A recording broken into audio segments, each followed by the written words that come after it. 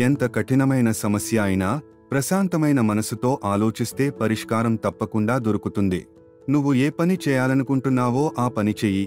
అన్ని సమయాల్లో ఇతరులు నిన్ను ఏమనుకుంటున్నారు అని అనుకోవడం మంచిది కాదు.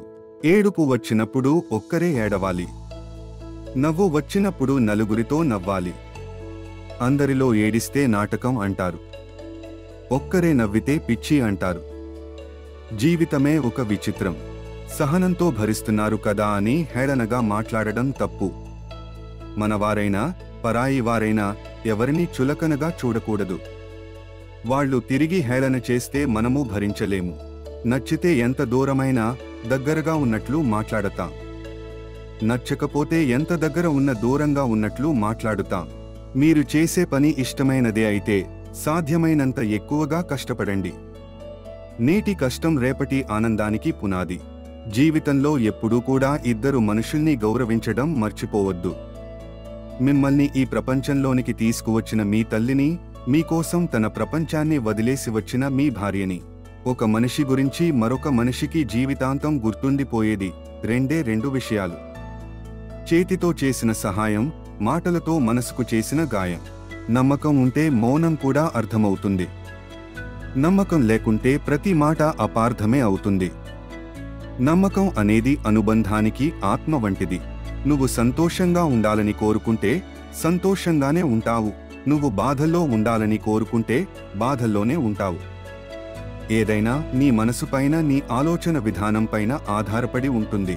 కాలం కలిసి రాకపోతే అవసరం లేని విషయాలకు కూడా మాట పడాల్సి వస్తుంది. అందుకే మాట కన్నా మౌనం గొప్పది. నువ్వు ఎవరికైనా ఏదైనా చెప్పాలి అనుకుంటే ముందు నువ్వు గెలిచి చూపించు. ఎందుకంటే నువ్వు గెలిచినప్పుడు మాత్రమే నీ మాటలు ఎదుటివారికి వినిపిస్తాయి. చెట్టు మీద ఉన్న పక్షికి పడిపోతానేమో అన్న ఆలోచన ఉండదు. ఎందుకంటే చెట్ల కొమ్మలపై కంటే దాని రెక్కల మీద దానికి నమ్మకం ఎక్కువ. అలాగే నీ మీద నీకు నమ్మకం ఉన్నంతవరకు నువ్వు దేనికి భయపడాల్సిన పనిలేదు. ప్రతి పనిలో విజయం నీకు దాసోహం అవుతుంది. ఏం చేస్తున్నావ్ అని కాకుండా ఎలా ఉన్నావు అని అడగండి. సంపాదన ఎంత అని కాకుండా సంతోషంగా ఉన్నావా అని అడగండి. పని ఉన్నప్పుడు కాకుండా పనిగట్టుకుని మాట్లాడడం. దూరమయ్యాక ప్రేమాభిమానాలు కాకుండా దగ్గరగా ఉన్నప్పుడే నేనున్నానని భరోసా ఇవ్వండి. మన మాటల్లో ఇష్టాన్ని, కళ్లల్లో కష్టాన్ని తెలుసుకున్న వారే నిజమైన స్నేహితులు.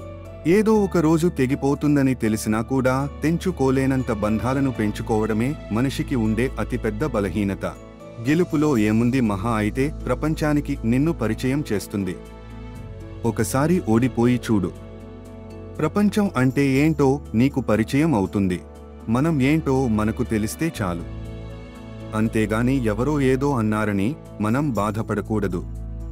మనల్ని మనం నిరూపించుకోవాల్సిన అవసరం లేదు. నీవేంటో తెలిసినవారు నీతోనే ఉంటారు, మాట్లాడతారు. ఒకటి మాత్రం నిజం: ఎటువంటి పరిస్థితుల్లో అయినా నిన్ను ప్రేమించే వారిని వదులుకోకు. బరువులు మోసేవాడు కంటే బాధ్యతలు మోసేవాడు గొప్పవాడు. మనీ ఉన్నవాడి కంటే మర్యాద తెలిసిన వాడే గొప్పవాడు.